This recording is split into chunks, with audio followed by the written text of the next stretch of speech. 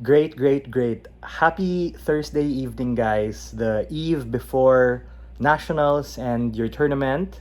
And I just wanted to say good evening. I hope you are all safe and dry. The weather is unforgiving. And thank you for making time to be able to pull up and join here today. I really appreciate it.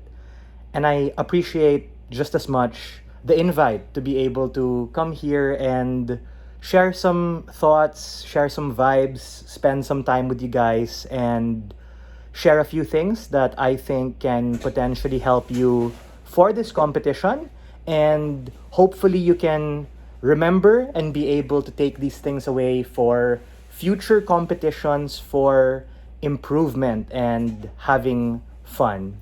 So, we're going to talk today about tips to debate strength, tips to improving as a judge, and lastly, how to be able to enjoy competitions, how to be able to maximize online competitions, and generally longevity for the sport to be able to improve and do better over time. Okay? So, maybe a few things I'd like to ask or say before we formally begin is number one, ask questions. Please feel free to unmute yourself. Feel free to send a direct message here. Feel free to be able to put a message in the chat. So it's not boring. It's not a lecture, not a monologue. Let's make this an interaction that's going to be great for all of us. Please don't be shy. I'm nice. I'm not mean. I will really answer and help where I can to be able to expound. I have a few things to say, and I hope that you can be able to indulge me and also be able to share some thoughts. Number two is that this is not overly prescriptive. Like, I was never a fan of people like saying, yeah, bruh, I'm good. This is what we're supposed to do. There are far, far, far, far much better content, much better speakers, more accomplished speakers. So this is coming from my own perspective, and I respect everyone's journey. What works for me might not work for you. We might disagree on certain things, and that's okay. There are many ways to skin a cat, and there are many ways to be able to go about this own unique journey for yourselves. Cool. So we can proceed. The first part of what we'll be talking about are tips to be able to improve in debating. And I wanted to preface that improving in anything is really a process.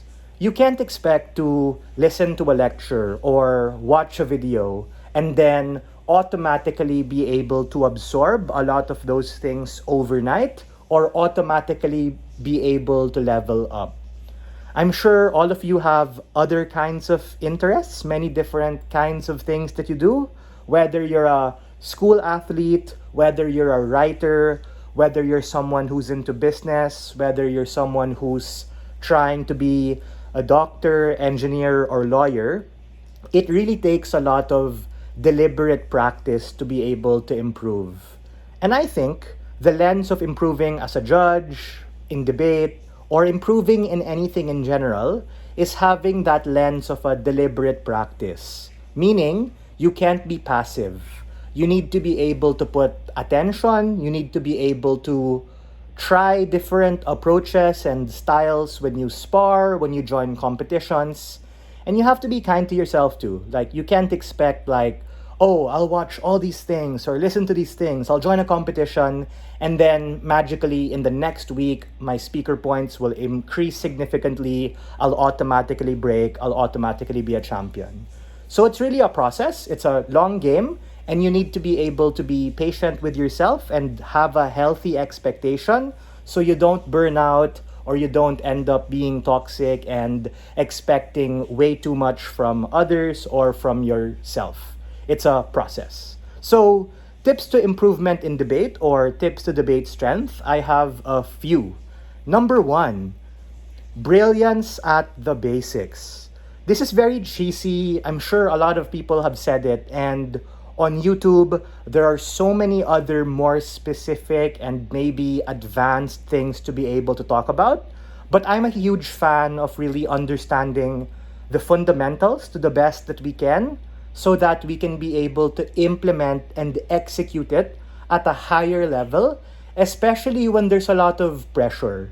It's NBA season, right? So today we had game number 4 of the San Antonio Spurs and the New York Knicks. And, you know, I'm not an expert at NBA. I'm really new to learning about it and appreciating it, and it's so awesome. And if any of you guys, for some reason, are fans of that, you're gonna get what I mean when I say that people competing at a very high level or people competing in general really put a lot of time to be able to do these things. Whether you're trying to be LeBron James, whether you're trying to be Victor Wembanyama, whether you're trying to be whoever you perceive to be a rising star or a GOAT. Because in debate, right, I'm sure we all have our GOATs, we all have our idols, and you have to understand that these people who are very, very good and very, very competent at that level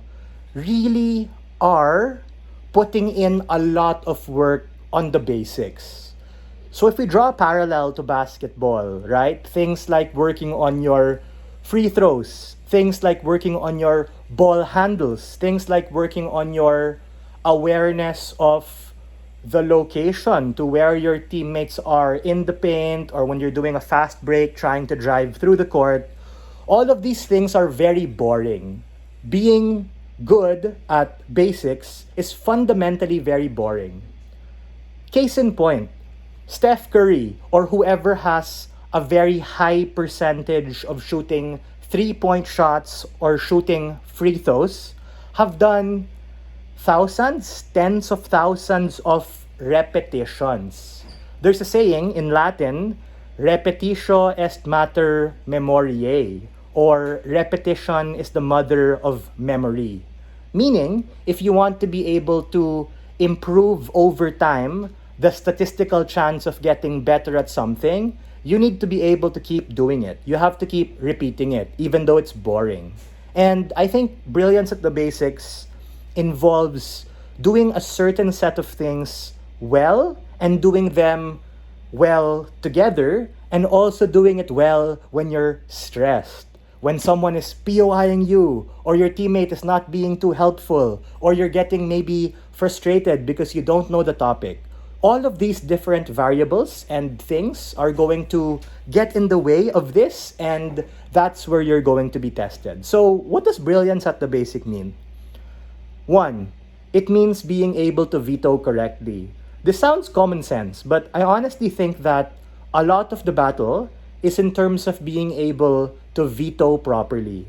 There are times, myself included, oh no, there's this unknown country in the motion. Oh no, there's this complex term in law or in finance. Auto veto, I don't know anything about it. But you didn't even read the info slide. You didn't even read the motion. You just spazzed out because it's like really, really long. Yes, PDO, Philippine Debate Open, Somalia, flashbacks, those type stuff. You need to be able to relax, calm down, try to lower the cortisol levels, and just read it, man. Sometimes we really make a prejudgment of what's happening. Oh no, they're gonna say this, the case is too strong. Oh, we don't know anything here. Chill out and just try to appreciate what the CAP, who worked very hard to set such beautiful and nice motions, are trying to be able to do. When vetoing, you cannot control the outcome of what motion you will debate, but you can control 1 out of the 3, a third, 33.33% of what you won't debate. Meaning, that in itself can potentially take away the most intuitive, the strongest, the most benta and persuasive case that the opponent might run, and you can not do that.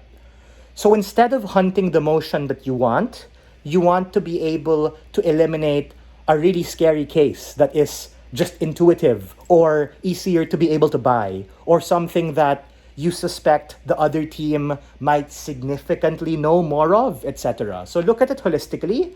And the comparison of this is like in school.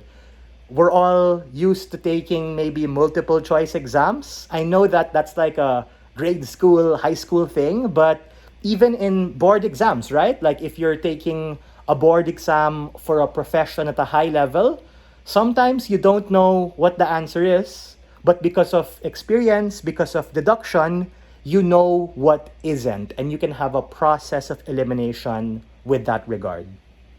Second part, understanding your burden and weaponizing what is given to you to your advantage. Each motion has a motion type. Your motion types, I'm sure you're all aware of, connect to certain burdens that you have to be able to prove. Meaning, the expectation of how the debate will go and the different win conditions per motion type are gonna be different. You need to be sensitive towards that, so the lens of looking at the debate will be nuanced to the burden or the spirit of what the debate is supposed to be. The next part under this point is looking at the info slide and key words of the motion. Joseph, this is so boring. I know all of this already. But guys, believe me, when you're in an out round or when you're spazzing out, sometimes you might forget stuff for real. And these just might, jog something in memory to be able to do better. I like info slides. It's stressful, takes a long time to read and absorb, but info slides give you the world building. It gives you the context. And sometimes, details of the info slide and key words of the motion give you golden nugget characterizations or really important nuances for you to be able to frame or explain a part of the argument or a part of your case in that direction. Another way of saying this is that all those words and context are there for a reason. Assuming you have a good motion set, because I'm sure there are also experiences where there are unnecessary words and maybe unnecessary details, but more often than not, they're going to be there for a reason.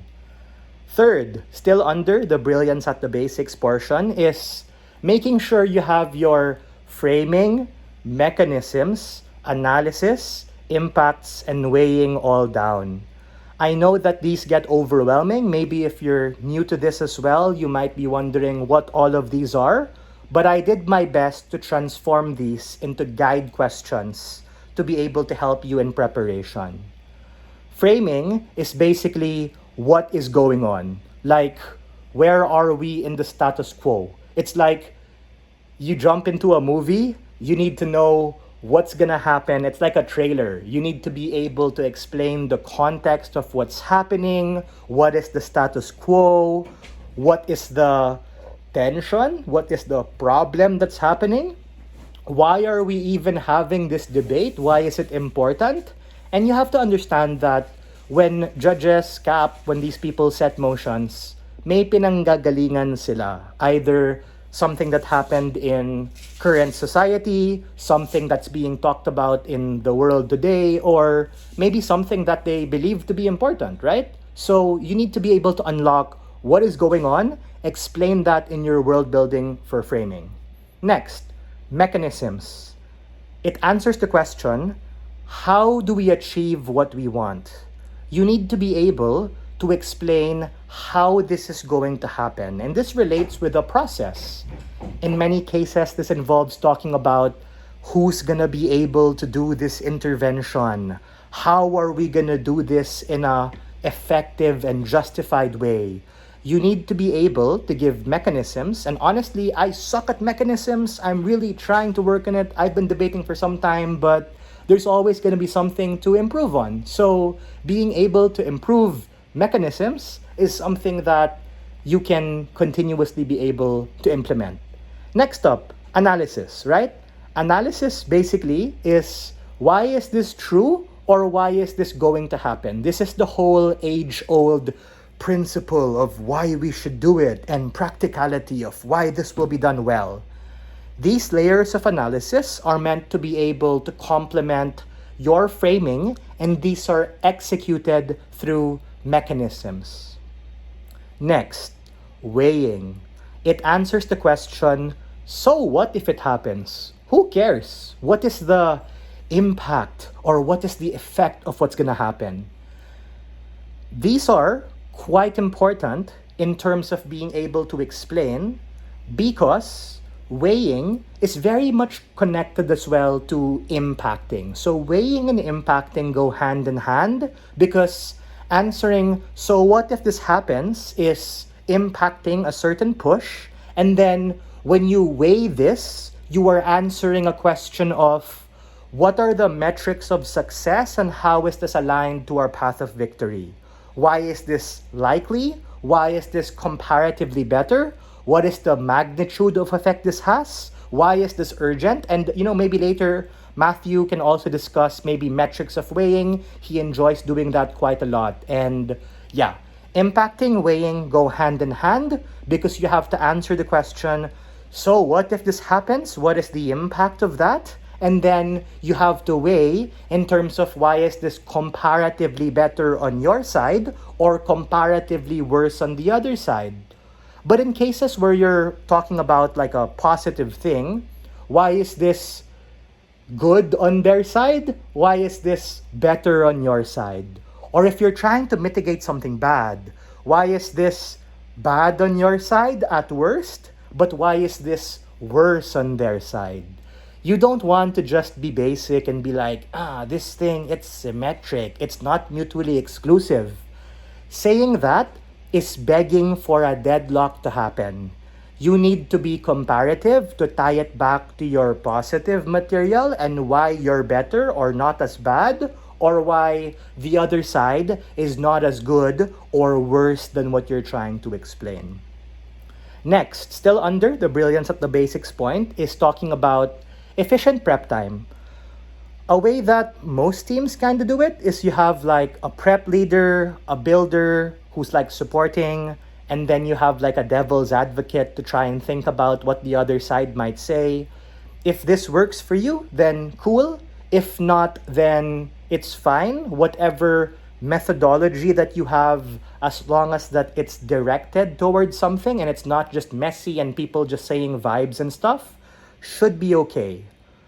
I suggest, and I'm kind of like a career first speaker, I'm trying to get better at it. I love doing it, and I personally need maybe 10 minutes minimum to kind of build the case. But of course, you might need more time, higher room, scarier argument, maybe 10 to 15 minutes of time to be able to allow them to build. And then the deputy and the whip can work together to cook the extension, come up with more pieces of weighing perhaps, certain clashes and responses to the other side. Again, this is very sensitive, so what works for your team and your group is probably gonna be best, right? Next, still under brilliance at the basics, being honest, being radically honest if you have to. Nothing wastes more time than everyone saying some general vague thing and all of you going, yeah, I agree, yeah, for sure. Yeah, girl, yeah, bro, you're right. No, man. Sometimes you're not right. Sometimes it's absolutely wrong. Let's not pretend. Sometimes, I say something really dumb in prep. My teammate says, yo, bro, I don't think that's right. Let's re-angle it here. So the worst thing is not being able to contribute, or even worse than that is you contribute something not important and then you all just agree that it's fine, you waste time, or it becomes a collision course going down. And I suggest that trust your teammates, man. Like maybe you all have a different focus. Maybe someone's more econ finance coded, maybe someone's more med coded, someone's more law. Pass the ball to them, bruh. Pass the ball. You don't want to pass a ball to someone who has his back turned to you, right? Or you don't want to pass a ball to someone who's unable to take the game-winning shot. Trust your teammates, gang. Debate is an individual sport, but it's also a team sport at the end of the day. So, trust. If you all don't know what's going on, believe the person who has the most experience or who has the most information about that particular thing. Last point under brilliance to basics. You've all heard of the 3M, 3S framework, the whole matter, manner, method, but I prefer the 3S framework. Matter, manner, method, 3M. 3S is substance, style, and structure. Basically, not forgetting debate isn't just about content, it's also about persuasion, it's also about rhetoric, it's also about public speaking, especially in an online sphere, right? You also want to be easy to follow. Basically, you want to be able to help the judges understand what y'all are doing. You don't want it easy for them to say, yeah, maybe I'll knock off a speaker point because it was like kind of really messy and it affected the persuasiveness. Or he was really good, he was very convincing, but it wasn't mechanized, it wasn't analyzed better. Cough, cough, comment I get all the time. So you kind of have to work on these different facets of your game. You all for sure have a strength. Maybe some of you are more rhetorical, some of you are more analytical, some of you are more organized. You need to use the strength to your advantage and try to make up the weaknesses with that particular regard to be able to do better and execute at a higher level. Okay, number two, second point under tips to debate strength is communication is key. Guys, just like a relationship, just like a friendship, you need to be able to communicate. You know why? Because you're not a mind reader. Your teammate's not a mind reader either. So man, just say it. For real, just say it. Communication is key. Before the round, during prep time, during the round, in your in-round communications, and after the round when you're doing feedback. People can't read your mind. And, me with my teammates, sometimes there's this whole hindsight thing that can happen. Yeah, dude, parang I thought about that but I wasn't able to say it. Parang, yo, dude, like, you say it. Like, we communicated. Like, this is something that can maybe make or break a close round because someone might have a cool POI, a cool rebuttal, a cool mechanism. But if it's left unsaid, sayang the opportunity cost of that, right? Maybe it would not affect something, but in instances where it can turn the tide of a close debate, very important. So communicate and communicate about how you want to be communicated to. If you want them to write a message, you want them to, and this maybe applies to face-to-face debating as well, of course, like if you want them to like write it or whisper it or say it. I'm not sure if some of you are going to be doing the online tournament, but you're all together. Figure out the ways you want to be communicated to so that it's clear, right? Some people don't want to be distracted. They want you to write it down. And then when you write it down, some of them want it to be in verbatim of what they say. Some of them want it summarized. Some of them want you to like keep talking so they get ideas. Some of them naman want you to like say little things only because they get distracted and it throws them off their game. So just communicate and align that. Similar to a basketball team, right? Trying to drive it down and pass the ball to someone who actually can receive it and be able to take the game-winning shot. Next, number 3 under debate strength. Dynamic debating versus static debating. Before that, hello Brent, you have a question, my friend. Yeah. Sure. Do you know an Amy Noel Dulcino? Yes, she is from UANP. I invited her. Okay, sige. Let I her was, join. Yeah. I'll admit her, sige. Thanks so much. I was Yeah. hesitant. Thank you so much. You No can worries. continue, Faisal. Thanks, Brent. Yeah, anyone who accepts, like, this is a open space for my kids, you guys to join, all good, auto accept, it's fine. Even if there's some lurker dude, it's cool. I'll post this online. I hope it's fine. I'm going to post this later and feel free to enjoy. So whoever's watching, listening to this, and you've reached this point, you guys are awesome. I wish you the best of luck in whatever competition you're doing. Today, tomorrow, in the future, you are all great. So, third point, right? Dynamic debating versus static debating. Again, these all sound common sense, right? But common sense is not so common, especially in the political landscape in the Philippines, especially in the international landscape. We need to be able to be practical people. Dynamic debating. Basically, the case is able to evolve. And yeah, you know what? Maybe sometimes even in debate, it's not common sense, and that in itself can be like a way to be able to win and be awesome and do better. Dynamic debating, bruh, the case line has to evolve.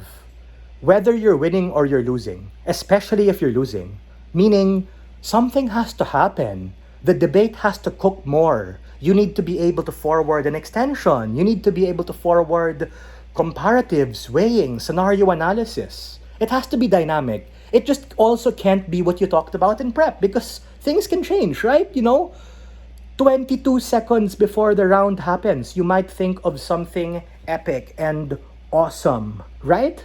So that can change the course of it. Nothing is worse than locking into a strategy just because you talked about it in prep or just because you thought about it in prep. There are many times, and maybe most of you, some of you, I don't know, will relate to it. You have an idea, and then literally before the speech starts, or man, even while you're executing your speech, you think of something else. My advice, more often than not, bro, adjust. Go with it. Enter that state where you can make those mini adjustments. Sometimes it might make it worse. Sometimes it might not change anything at all, but you're practicing to adapt. And this especially applies for obvious reasons if you're an opposition or negative side, because, bro, you don't know what they're gonna say. You might have preempted something, but what if you get caught off left field? They say something completely crazy and different. And then boom, you're not comparative. You're not engaging. You don't challenge the def. You lose, right? So you have to adjust. And I think adjustment comes from understanding variable change. Things for sure will not be the way that you prep. Things will not be what you expect. And when you're against higher teams, they'll cook you with some surprises for sure. So just have the openness and the confidence, I guess, that we're gonna push this case, we're gonna change it, we're gonna adjust it, we're gonna try to save it if we have to, especially if you're wrong, or especially if you realize or your opponent points out, oh no, we're not nuancing it to this particular thing. Oh no, they're burden pushing us here. Yeah, adapt, respond. Debate ain't over till it's over. So if you have to do some backloaded tactics to try and respond and do better and reposition, go for it. Better than just dying where you stood just because that was what you agreed upon. Okay, fourth, constructive arguments, responsive rebuttals, and a comparative case line. Kinda relates to dynamic debating, meaning your arguments have to be doing something, your rebuttals have to be not just symmetric dismisses, it has to be responsive in nature, and your entire case line has to be comparative, right? Meaning it has to stand on its own, but it also has to be impacted and weighed compared to what the other side is saying. And this has to be done methodically. This has to be done in a way that something is happening. And everything I'm saying here, a lot of it also applies to me, applies to my teammates, maybe some more than others, no offense, but all good. We're here to learn, we're here to do better, and we're here to have fun. Number 5, this is easier said than done. And aminado ako, and all of you, if you say that this doesn't apply to you sometimes, you are 100% lying. Bro, don't be salty, okay? Or don't be too salty. Meaning, whether you're a judge to a debater, debater to a judge, bruh, let's use the scale. Let's please be charitable. Let's not lowball people. For real. And we have to face the elephant in the room. This is a very stressful, personal, emotional kind of experience, for sure. It's fine to feel the emotion, but let's not revenge score, or let's not be weird about stuff. Bruh, we all follow the manual to the best of what we can. We all use the range to the maximum that it can be used, and do it. Don't be salty. Don't just wreck people for no reason. And my best piece of advice is steelman the judge. There will always be calls we disagree with. There may be judges we think are mid, or sometimes it's a bit wonky, but it is what it is, man. There are new people entering, there are people who are, trying things out, and we all started from somewhere, right? We all remember our day 0 debating or judging. So, yeah, valid to feel the emotion, 100% sure, but let's not necessarily act upon it. Don't try to rec scores right away and stuff. Let's be more mature to the best extent we can be to be able to be as equitable and as fair to the sport that it deserves. Number six, second to the last, and I'll move on to the next part, okay? This is my favorite one. Being persuasive. I swear, being persuasive. And, not talking about debate for a while. Watching movies with awesome speeches, watching politicians or activists or Nobel Prize winners or whoever you believe to be a good speaker, even if it's fictitious, these are awesome sources to be able to just get better. I'm a whole fan of watching debate videos, watching all these lectures, but sometimes you just get tired of it. You get bored, you get like, not in the mood.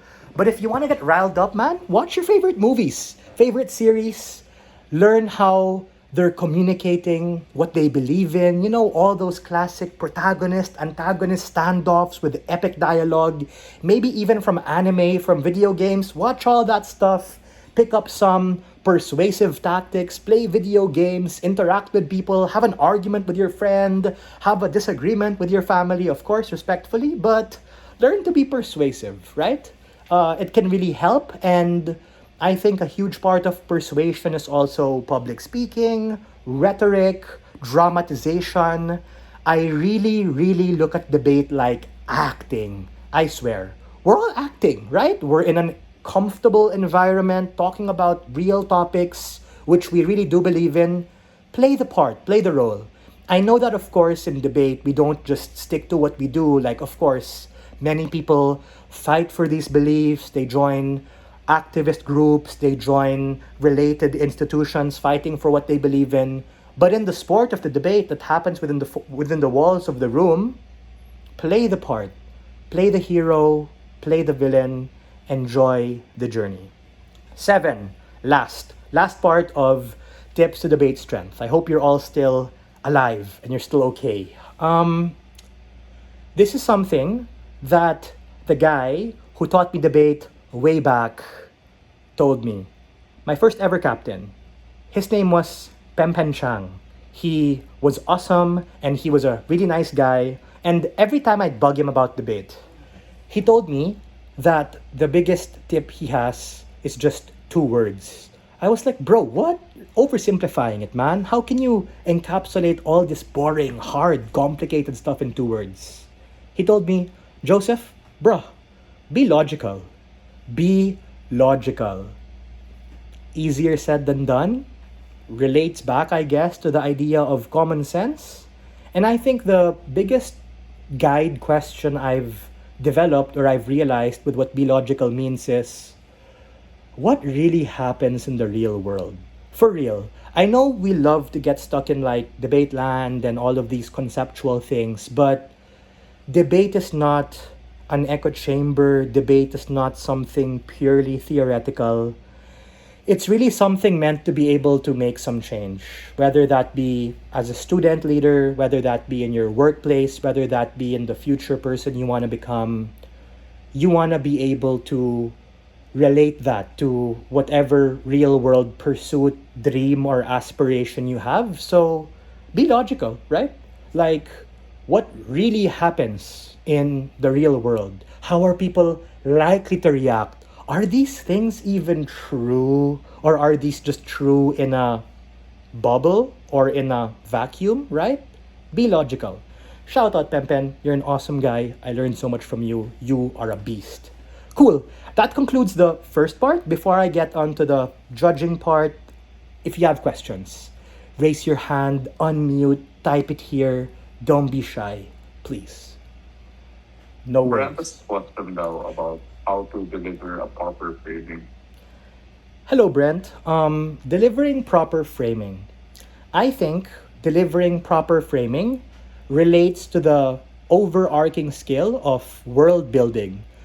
Bro, we've teamed up, right? Like, the comment I get all the time? Joseph, bruh, you're world building too much. Too long your intro. Too much framing. Your arguments are like raw. Yeah, it happens. So, all of those descriptors, explaining what's happening, talking about the drama. And I think the best part of framing is talking about the drama. Where are people fighting? Where are the left and the right fighting? Where are the soldiers and the rebels fighting? All these people who are stakeholders in the debate, what are they riled up, mad, foaming in the mouth about? That's the framing. Similar to when you watch a trailer for a movie, what's the tension? What's the conflict? What is the issue? Where is the part where both sides disagree? Because, man, if both sides just agree, no debate, right? Either you disagree on the problem, you disagree with the solution, you disagree with the aftermath. Where is that point of tension? That's where you can build your framing around to explain who are there, who are affected, what's going on, what do you want, what does the state want, what does the government want, how are these most vulnerable people affected, what's going to happen to that regard. Cool. Don't be shy. You can ask any question about anything, anytime, unmute, let me know, put it in the chat. That's going to be awesome. Second part. Okay, so tips to improving as a judge, right? And again, similar to what I want to preface, this is really something that is not prescriptive in nature, okay? Like, I don't mean for this to be like, yeah, this is the way to go. This is the only way. No, man. These are just my vibes, my thoughts for real. Again, infinitely much better, more experienced debaters, judges out there. Bruh, listen to what they say too. These are my experiences. Katrina, amazing question. I will incorporate that as well for sure in my discussion. I'll answer that in a bit. Beautiful. Okay, number one. And this is something that I think is underrated. Tracking faster and tracking accurately. You know why? Because as a judge, sometimes there's a temptation to,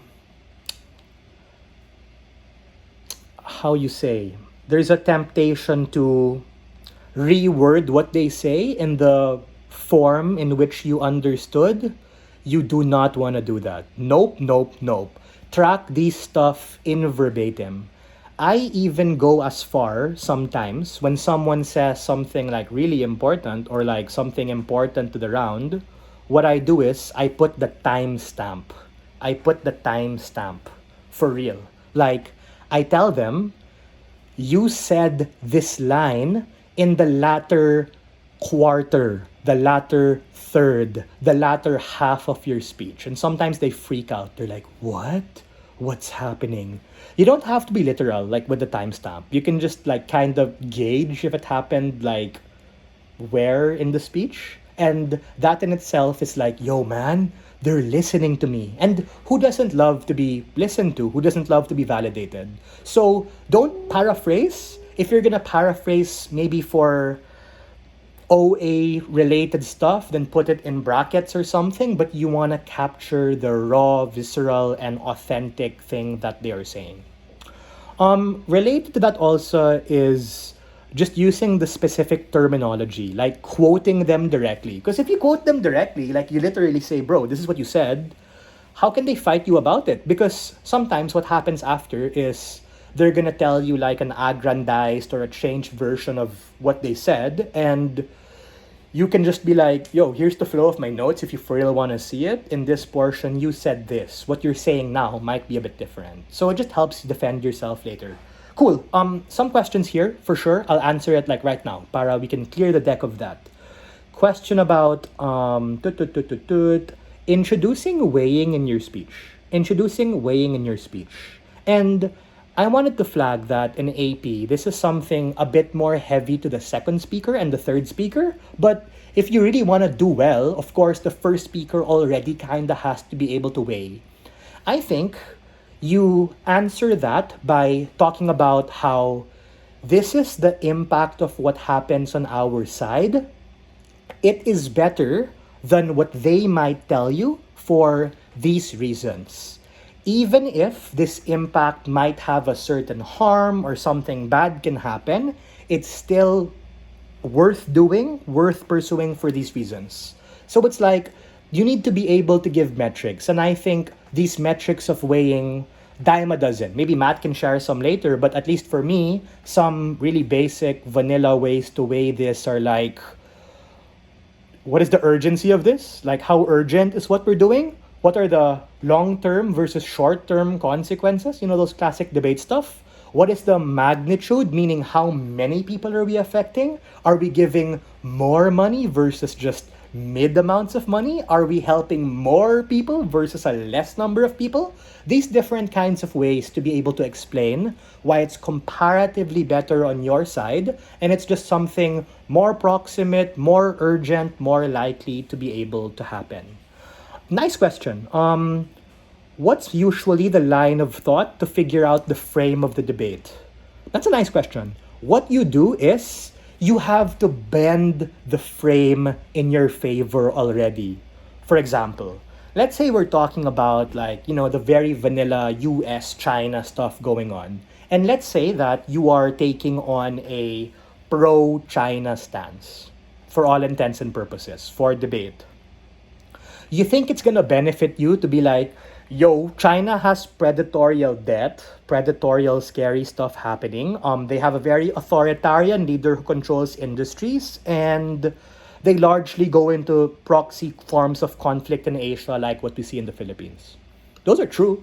And I'm sure I can explain why maybe we can mitigate or we can mech out a way to deal with that. But no, man, like you don't want to say that stuff. You don't want to give them bullets to shoot you with. Wag magpahamak, right? Don't make pahamak your own case. So you want to bend it in terms of, they're not perfect, just like any nation state, but they do have a strong sense of government control that's able to tighten burgeoning industries to be able to help them get out of crisis. Certain economic banking crises, certain real estate crises, and they have huge amounts of money because they can artificially control the value of their particular currency to potentially pay for these things and give them loans and conditionalities that otherwise won't wreck them.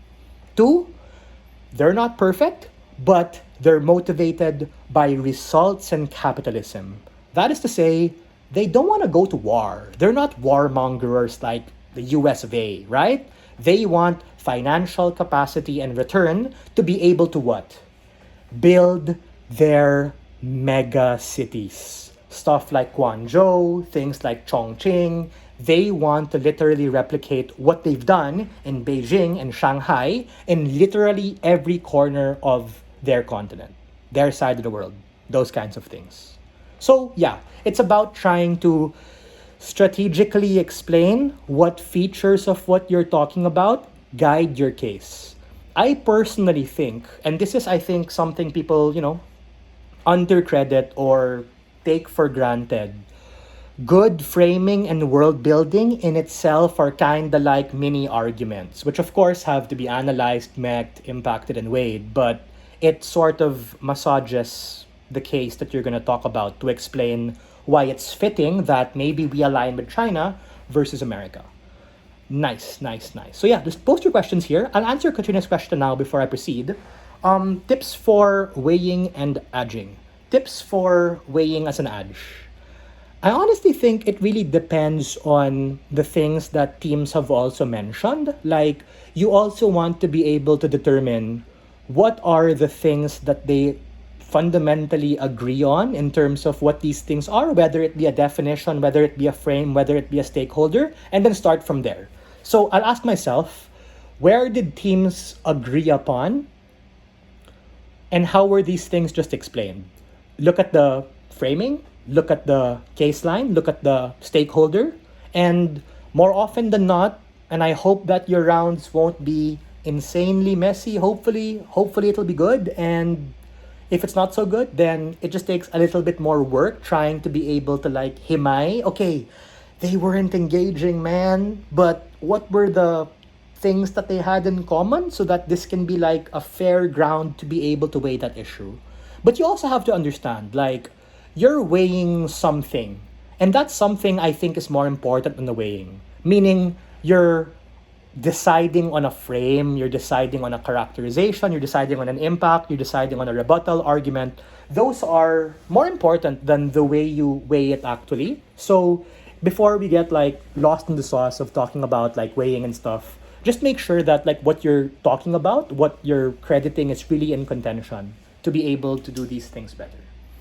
Next, more questions and then we'll continue. No problem. How should one usually approach mechanizing arguments flexibly? What should be first thought? Nice question. Who is doing that thing that you want? Because debates are always about problems, right? Like, dami-daming problem in the world. We introduce ourselves to more problems. Yeah, debate as a sport. It's fun. Who is affected by what you're saying? Who is going to do the change you want? Why is this going to be done in a good way? What are some scary stuff my opponent might say? So, I'll let you in on a little secret. Every time I'm teamed with people, and maybe if like we've seen each other in a comp or a spar, I have this voice in my head, which is like, I swear, it's kind of weird. It's a me issue, right? I have a voice in my head that's like a, like I kind of picture angry stuff that my opponents are gonna say. So in the China example, if I'm pro-China, well, they're gonna talk about like territorial debt. They're gonna talk about how they're putting ships in the Philippines. They're gonna talk about how, they're authoritarian. So like, I honestly think a huge part about mechs, and it relates to framing, are thinking about scary stuff or stuff that your opponents might say, just so that you can kind of try to deal with it preemptively to the best of what you can to just make the case kind of stronger. So, when in doubt, when lost, think about what might my opponent say against this? What is the flip? What is the clash coming to this? So you can try to be able to prevent or hedge against that. Next up, thought process when building extensions. I find my arguments analysis shallow, very surface level. Extensions, ISTG, swear to God, don't force it. For real. If you're a dep and your choice is running some canned, generic, boring, useless extension, don't do it. No extension entering the round is better than a half-baked forced extension. Listen to the previous speaker. Listen to what your partner's saying. What is something that your partner said but medyo kulang? It was not enough? What was something your opponent said in a POI that's suspicious and scary? I know it's stressful. Being adept and coming into the round with not much, good place to be. Good place to be. It means that you helped your first speaker out more often or hopefully than not, right? So you have to be able to think about, and this relates to the dynamic debating, you have to be able to think about, okay, from my partner's case, what are some loose ends I have to tie together? Listen to POIs, listen to the LO. Through that, you'll be able to figure out an idea. If you still can't, then in the worst case, be a really good rebutter, say why they're wrong, and then tie it back to your comparative of why it's better. Yeah. But I think generally extensions, very basic extensions. Again, these can be canned, but there's a way to do it in a nuanced way. What are the scenarios of outcome that can happen on our side? Why are these going to be better? What are the alternatives our opposition might say, and why are these bad, harmful, and why is ours better? Who are the stakeholders affected by this? And, one of my best friends, he debated very successfully in high school, right? His name's Miko Rustia, one of my best friends. He was third best speaker of ASDC. He didn't pursue college debate anymore, and he won Idea Grands, a very prestigious brig tournament at its time. He told me that you need to be able to really adjust to what is happening, and to get the edge off, you really just have to be able to not force it. The more you force yourself to think of an idea, the more stress and cortisol you introduce and you can't think of anything. So in order to be able to extend better, you just need to be able to try and think about what really are the core benefits of what we're saying, And what are the harms, the exclusive harms, the bad things, the trade offs you're not willing to make? And then another thing he said, people, especially in policy debates or in other debates in general, I don't know, they forget about the role of the state or, basic institutions we have in society like businesses, financial corporations, governments, pension funds. I know it sounds so canned, right? Like, what does this have to do in a debate about the environment? But man, if you're out of luck, think about who are the other facets of society. And surprise, surprise, it's not just marginalized, vulnerable minorities. Like, there are many other people there who are affected: households, families, the middle class, financial institutions, startups, big corporations, banks. Think about the industries, businesses you have in the world, and how these people are affected by it. Next, how to minimize repeating what happened within the debate and adding more justification in the OA. Better note taking. Because I swear, like, if you have a lot of notes and you like think about what are the important things that are being discussed, where do they agree, where do they disagree, through the debate and especially after, you'll be able to kind of spot the tensions. Another way of asking it is, where did teams agree? Where did they disagree? What happened? How did they end up proving these particular material? Cool, cool, cool.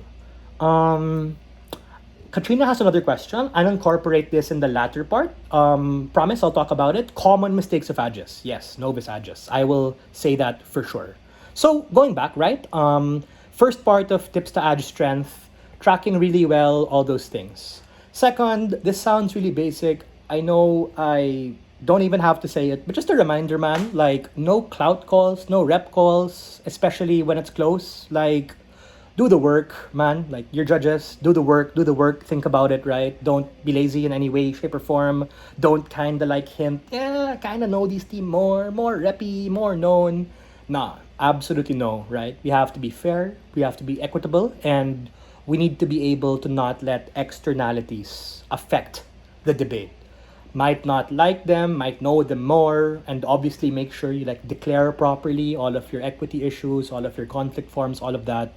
Just wanted to hammer down, like, put in the work, get stressed out, think, maybe delay here and there versus just capitulating to a call of least resistance, for example. Absolute no, right? Three, number three. A format I find works for me. Might not work for you, but a format I found kind of clean that I really liked, and it helped me be able to like rank twice in both formats. Number one, verdict, right away. Bro, cut through the suspense. No one likes it. People will hate you if it takes too long. One, verdict. Two, if you have any. And some people might disagree with this, okay? But I think it's value adding. General comments. Bro, even in a high room, there's bound to be some general comment. For sure.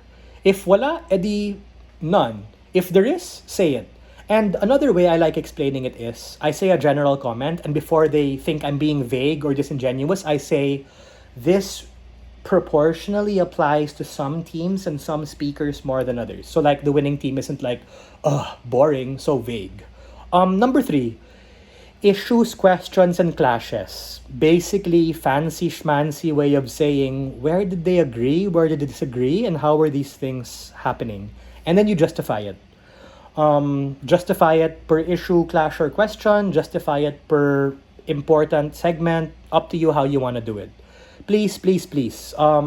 Sabrina Carpenter. Lol.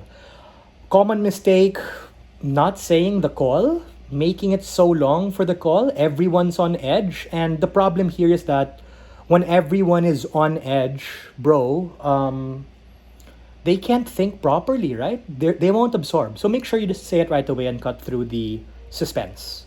Cool. Number four. This is my favorite, okay? My favorite for this portion. And I don't mean this to sound pretentious in any way, okay? I just genuinely believe this is true. Don't overcomplicate the debate. I don't know, sometimes really good debaters when they judge, or I don't know, people in general. It gets so overcomplicated. Like, just judge the debate for what happened, right? Like, this frame won because of these reasons. This argument for real wasn't responded to. This argument was asserted, like 847,000 mechanisms or random facts and stuff. I don't think that counts for analysis. I don't think that's particularly persuasive. That's not impacted or weighed. It can be asserted. Like, I can say 4 facts and that's still something asserted, right? You can call it for what it is. Call a spade a spade. This argument just wasn't impacted enough. This argument wasn't weighed. I know these sound so canned, right? Like, oh, canned reasons for judging this thing. It is what it is. Like, it's true. Like, even in high level rooms, bound to happen here and there. Just make sure you give credit, either positive credit to argumentation, negative credit to responses accordingly. And that's where it ties back to being able to quote what they said, right? Not just summarizing the debate, but being able to explain. Both teams said this argument stood because no response. Even if there was a response, maybe, don't know. That's something, by the way, sorry, pet peeve. Again, people might disagree. I find it so odd. I swear, I find it so odd when judges say stuff along the lines of, okay, you lost this issue because you didn't say this. But even if you said this, bro, even if you said this, you're gonna lose. Parang, huh?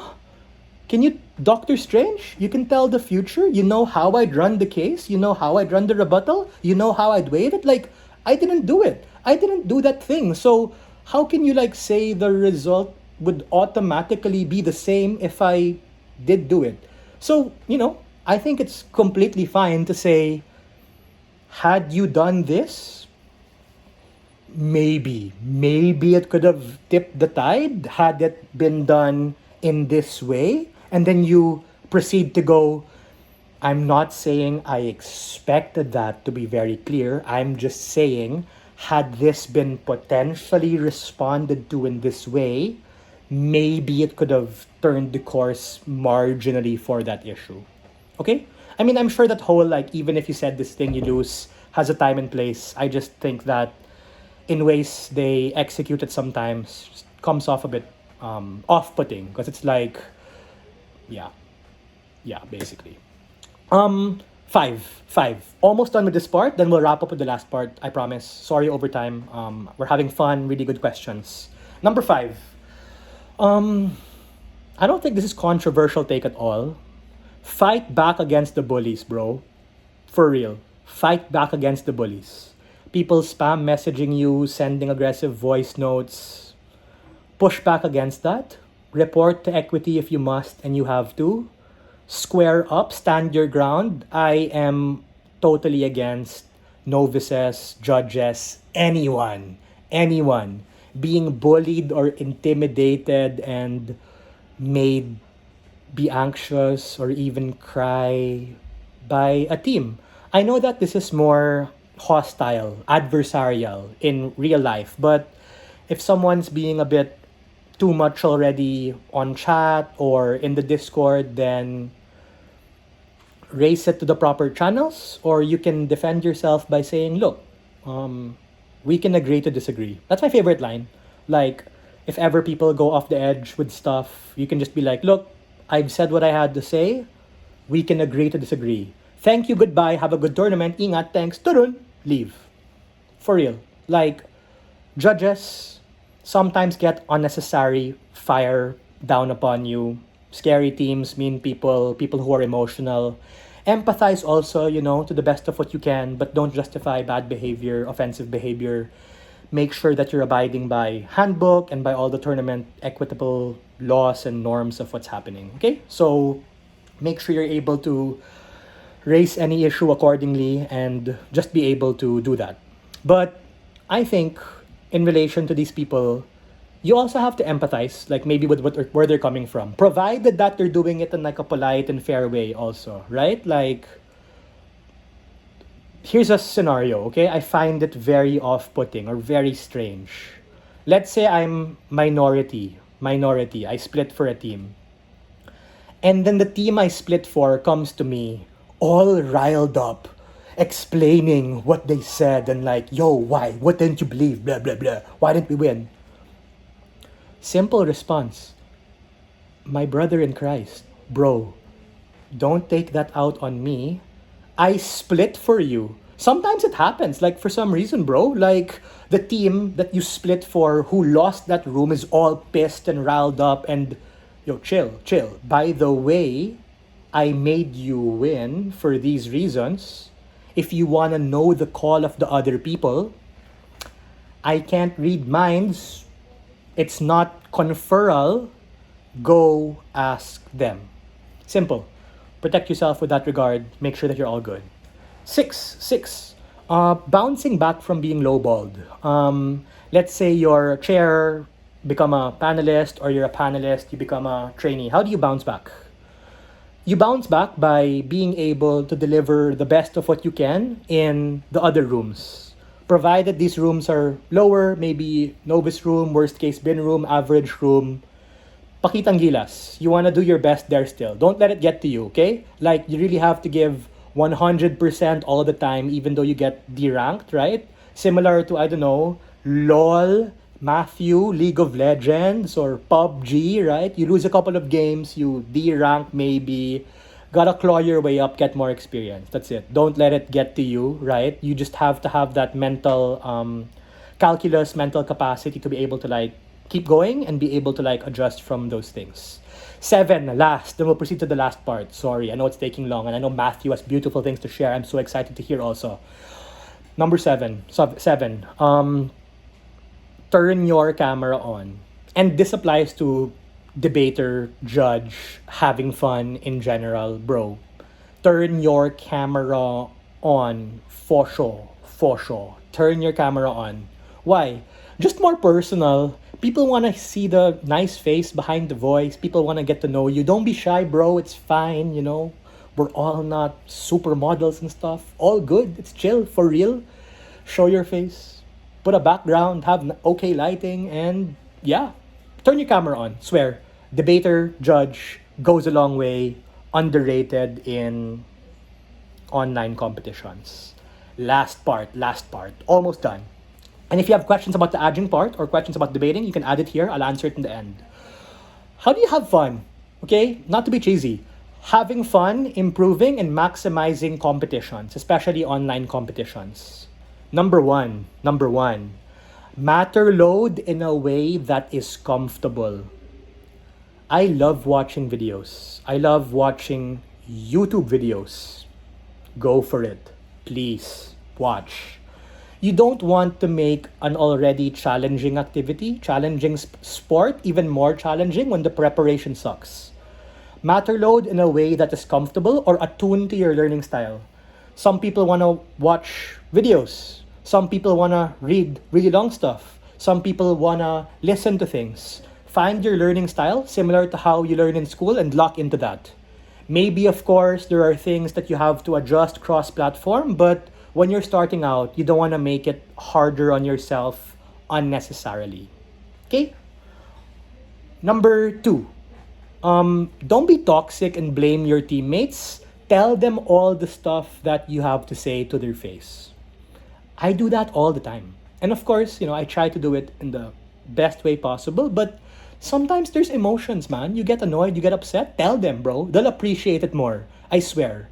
Nothing is worse than like backbiting them, telling your captain, telling your coach, siya kasi, wala siyang ginawa, Bro, tell it to their face.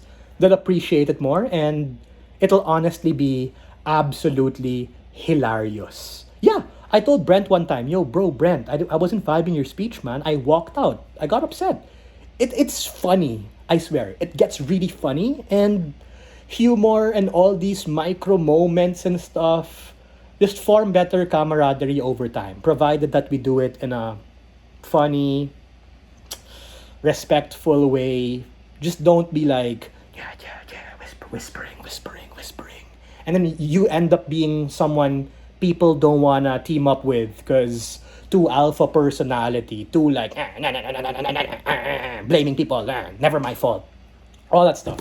Tell them, It's fine. You might fight about it. There might be some skirmishes here and there, but better that you get it out to be able to talk about it. And make sure that you're able to give each other feedback to the best of what you can, like that particular approach. Next, number three, I think. Number three. Yes, number three. This is a bit underrated, but I think it's important. Don't tie your self worth to this activity. For real, honestly. We're all just a bunch of nerds talking about really important, cool, fun stuff. Debate's a means to an end, not an end in itself. For real. Like, yay, champion, amazing, god tier debater, woo. Okay. But we're all other people, right? We all have beautiful, amazing things outside debate. For real. You're all talented, you all have your hobbies, we all touch grass, we all have other lives and stuff. Try to balance it out. I know we hard lock, I know we commit, I know we go all out, but don't tie your worth to that particular activity, that round. I mean, before I get misrep, you're saying you shouldn't care, you're saying you shouldn't commit. No, man, not what I'm saying, right? I'm saying, like, don't tie the identity to that to the point that, oh no, I didn't break, I didn't win, I didn't lose, I didn't get the award. Then it starts diminishing your self-worth as a person. So, what I like to do, especially in a high-stakes tournament, I write down all the things I'm proud about, all the things I'm grateful for outside the sport, and be happy with it. Oh no, lost the finals. Oh no, didn't break. Oh no, didn't rank. Got absolutely cooked in that round. Okay, I still have life, still have other stuff. So, borderline copium, but I hope you get what I mean, just to make it not hard on yourself. Last couple of ones. Number 4. Guys, let's all take care of ourselves, man. Sleep well, eat, hydrate, touch grass.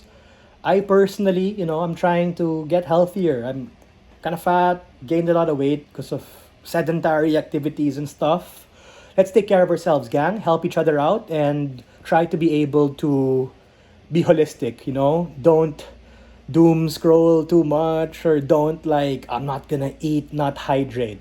Healthy body, healthy mind, better results. So take care of yourself. Help your teammates also. Sometimes we have teammates who aren't eating, teammates who aren't waking up, teammates who are playing too much video games and maybe not sleeping on time, and that can affect performance, right? So, I mean, in the lightest way possible, just take care of ourselves, because if these things are better, then boom, higher chance to succeed. Last 3, I promise, almost done. Sorry for taking too much time. You guys are awesome. 1, 2, 3, 4, 5. Number 5. Third to the last. Find a way to get into that flow state. Whatever that might be, listening to music.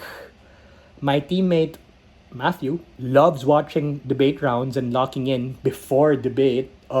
Weird, but okay. I mean, whatever it takes for you to get the edge off, or whatever it takes you to be at the high level, what gets you locked in. Me personally, I take a nap. I'm not a fan of listening to music too much. I watch shows, YouTube, fun stuff, walk around, eat snacks, take care of yourself. Yeah, basically, what takes the edge off, what helps you lock in, calm down. It depends, right? If you want to calm down, do stuff that calm you down. If you want to get jacked up and riled up and excited, then go do that. Whatever works for you. Second to the last, deliberate improvement plans and 360-degree feedback. Basically, you critique yourself, you critique your two partners, they do the same thing for you. You go around. Basically, even the novice, even the person with less experience will have something to say. It's cool. Write these things down, I swear. For real. I have a notes page for every round I've done over past couple of years. I'm not exaggerating. Like, I write things down.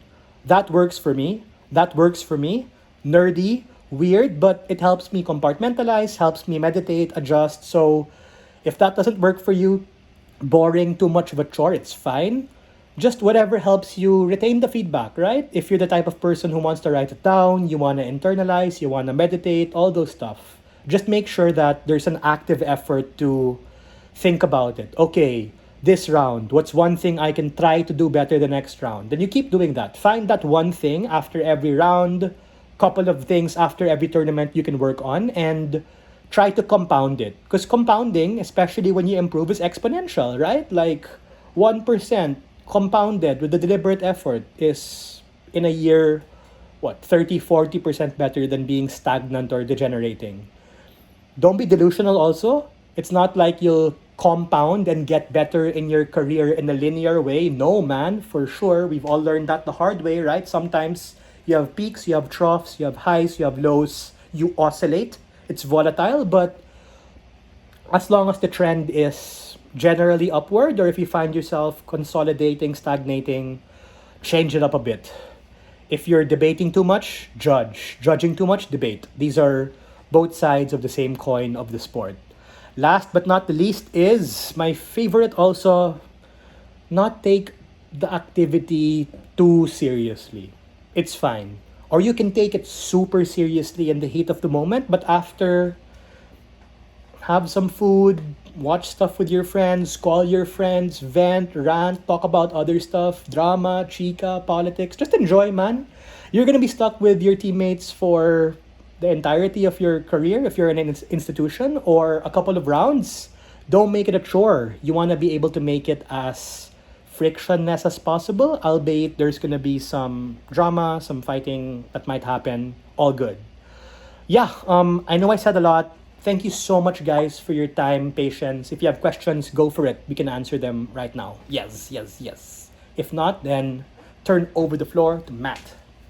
I have a question, bro. Yes, brother. Go. So there are a lot of novices, like there's Sure. going to be on this competition tomorrow. Mhm. How do you get into that? How can you like what if you experience loss after loss after loss after Yeah. loss in every round? How do you get out of that funk of feeling like, oh, I'm getting low motivation? Yeah. We probably should quit. Probably should attend the last second to the last or the last round. Stuff like that. Sure. Practical tip number one, you paid for it or your school paid for it. Let's not waste money, you know? I know there's a temptation. I personally really try not to do it. I'm even trying to think. I don't remember the last time I ditched a round because I was cooked. Because there are times na I've been cooked and I still tried to push forward. You paid for this experience, there's something you can pick up for it, and you can have some fun with it. So there may be rounds where pointless. Even if I win or I lose, I won't make it. You want to be able to get a statistical baseline. You want a baseline to know, okay, in this round where I felt my worst, in this round where I was down, in this round where I did not feel like debating, I managed to get 75, 76, 74. It's the whole, Ronda Rousey, one of the best female MMA fighters. She said, you gotta be a champion on your worst days. For real, cheesy, whatever. It's true. You need to be able to lock in during the times you don't feel like it. Sleepy, tired, sick, bored, hopeless. Those are the times where it matters the most, and you're gonna remember. As you get better, you'll be like, hey, I pulled up. I pulled up in that round I didn't want to. We lost, but I still gave a 5, 6, 7 minute speech. I'm proud of that. You want a data-driven approach to debate. You want to join as many competitions to be able to know your scores, your results, so you can be able to throw that into AI or build some sort of model, build some sort of tracking to be able to know how you can get better. We cannot improve what we do not measure, and the best way of doing that is by getting data. Rack up the data points to be able to build information about it. Another question here from Bruh. Is it natural for performance quality to drop after tournaments, but improve on the day of the tournament? For sure. It oscillates, man. Sometimes there's no trend. Like, believe me when I say you can have great tournament and then 4 streaks of bad tournaments and then you do better. You get stuck in a spin cycle, it happens. It's not a linear journey, guys, swear. Not linear, it's not linear. Please don't think it's linear, it's not. Peaks and troughs, there are streaks of bad, streaks of good. You run hot, you run cold, similar to like basketball. You have runs, but you need to be able to develop the consistency. Yeah, I'm a huge fan of the Spurs. I'm really sad they're down 1-3, but there was an interview earlier. I might not personally like the team, fan base, whatever, but respect to Captain Clutch, Jalen Brunson. He said something. The reporter asked him, when you guys were down 29, 30 points, were you freaking out? Did you think it's over? And he was like, yeah, I thought about it, but I realized I can't control the situation.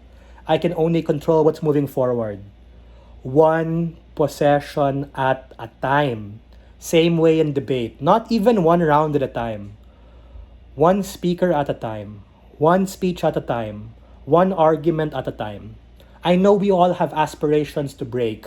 We have aspirations to win the mini cup. All have aspirations to open break and be the champion of our dreams. But one at a time. Can only happen. And I think LeBron also said something cool, like it's just not time, like referring to something else, right? It's in many cases, guys, it won't be our time. For sure. Swear. It won't be our time. Not our time. Not our time. Not now. But if you commit and you stick long enough, and I wanna isolate, right? Even removing championships and winning, who cares? If you're able to be a more confident speaker, a more helpful teammate in a group report, a more persuasive salesperson who can do marketing, close clients, explain complicated things in a simple way. You've done a job, right? Debate is a means to an end, not an end in itself. Winning's amazing. It's great. We all aspire for it. But more than that, right? The thing we take away from it's even more important. And that's what you're tested for. And I promise if you stay long enough in the craft to be able to improve, it'll love you back in the ways that you just might not expect in terms of trying to be a better person, a better debater than who you were before. Okay? Anything else? Maybe you can send me a message. I want to turn it over to one of my best, favorite, amazing partners, and more than that, friends. Matt, take it away. Want to hear what you say. Thank you, guys. Hi.